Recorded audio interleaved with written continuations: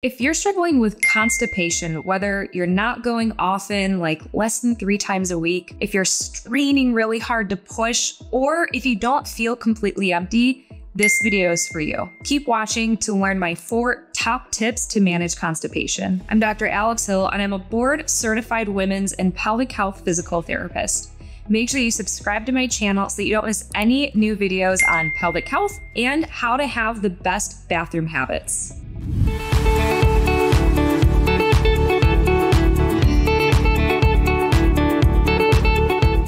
So first, let's take a look at what your poop should actually look like. So this is called the Bristol Stool Chart. And on one end, type 1, we have hard little pebbles or marbles. They're really hard to get out. As we start to move down, we get to type 2. These are going to be more clumpy, bulky, hard stools as well.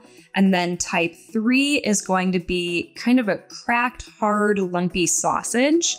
Type 4, this is the holy grail. This is where we really want your stool to be.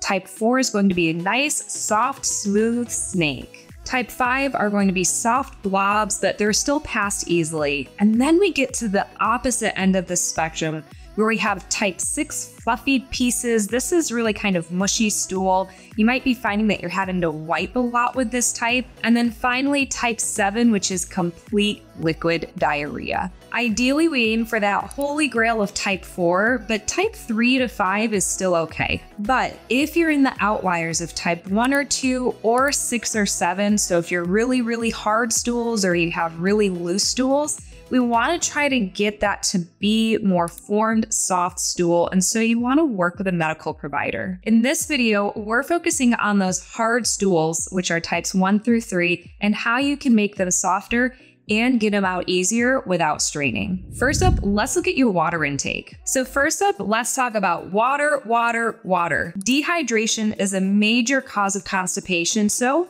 drink up. Stool forms as it moves through the large intestine, and it gets soft as the large intestine absorbs water. So if you're not drinking enough fluids and you're dehydrated, then the stool gets dried out and hard. The harder your stool is, the harder it is to pass. So how much water should you actually be drinking? Well, the research is mixed with recommendations, but in general, at least 60 to 80 ounces is a good starting point. Some groups recommend half of your body weight in ounces. So if you're 150 pounds, you should drink at least 75 ounces. You can certainly start there and then just adjust to what feels comfortable for you. If you feel waterlogged with that much water, then just drop it down a little bit. Also be mindful of any medications that you're taking. Some medications do tend to dry you out, so you might need more water. Be mindful of how much you're exercising and what you're doing. For example, I live in Florida, so in the summertime when I'm out doing yard work and it's really hot and humid, I definitely need more water that day. And also consider if you're traveling. Traveling tends to dry you out, and so you want to make sure that you're getting even more water while you travel. Something else you can do to make sure you're getting enough water is just check the color of your pee. So if your pee is really dark yellow, that means that you're probably dehydrated and you need to up your water. On the other hand, if your urine is completely clear and it looks like water, you're probably overhydrating,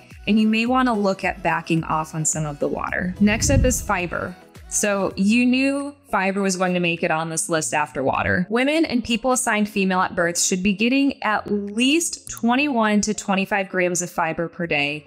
And men and people assigned male at birth should be getting 30 to 35 grams of fiber today. I'll tell you right now, you're probably not getting enough fiber. Most people aren't. Getting enough fiber and water is going to be helpful to make sure that you improve the frequency of your bowel movements and also improving the consistency to make sure it's that nice, soft, long, smooth snake. If you're not sure how much fiber you're actually getting in your diet, try tracking it on a log for a couple days. Look at the nutrition labels to see how much fiber per serving you're getting in each of your meals or your snacks. And you can easily search the amount of fiber in different foods online including from dietaryguidelines.gov and just plain old Google. For example, one avocado is about 13 grams of fiber, which is about half of your fiber for the day. So if you're like me and you like an avocado on some whole grain toast in the morning or for a morning snack, you're already starting your day off on the right foot. The key to adding fiber is to add it slowly and throughout the day. You don't want to add all of it at one time. Also, make sure you're getting enough water. Soluble fiber especially needs to dissolve in water. So if you're not getting enough water as you're increasing your fiber, that can make you more constipated and backed up. So if you're listening to this and you're thinking, well, I've already tried fiber, it makes me more constipated, first try making sure that you have enough water and add that fiber in slowly. If you have a hard time getting fiber in your diet through just your foods, you can also consider using a fiber supplement like Metamucil, Citrusel, or Benefiber. You can find these at your local grocery or drugstore, Target and Walmart, and of course, Amazon. If you want to check out some of these different options, I'm including the links to my Amazon storefront that has all of these fiber options. Next up is routine. So the gut loves routine. It wants to be on a schedule. Think about your own poop schedule, or if you don't have one, maybe you've noticed a friend, roommate, or family member's routine, and it's like clockwork. Every morning they have breakfast and a cup of coffee, and then boom, time to poop. That's no coincidence. Having a regular routine with certain things in the morning can help stimulate what's called the gastrocolic reflex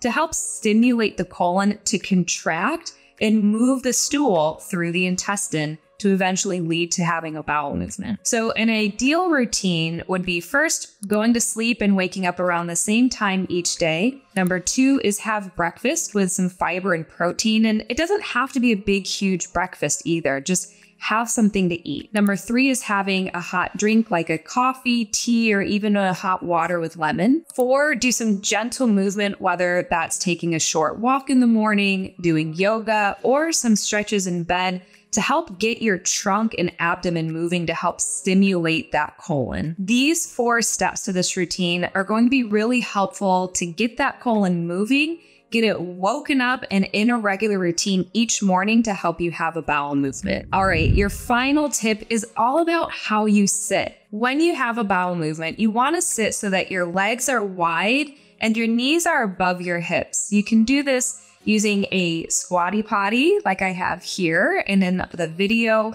You can also use yoga blocks or just a step stool or small bins or even textbooks. But as long as your knees are above your hips, that's ideal for most people. If you're out in the community or you don't have a step stool, then just leaning forward onto your thighs will also be helpful. Sitting in this position helps to relax the muscles that are around the rectum and to open up that anorectal angle to help that stool pass through easier and help you not strain. Last but not least, once you're in the correct position, breathe. You do not want to strain. If you need help with not straining, definitely work with a pelvic health physical therapist, but also check out my YouTube video, How to Moo to Poo. And yes, I'm talking moo like as in a cow. It's super helpful.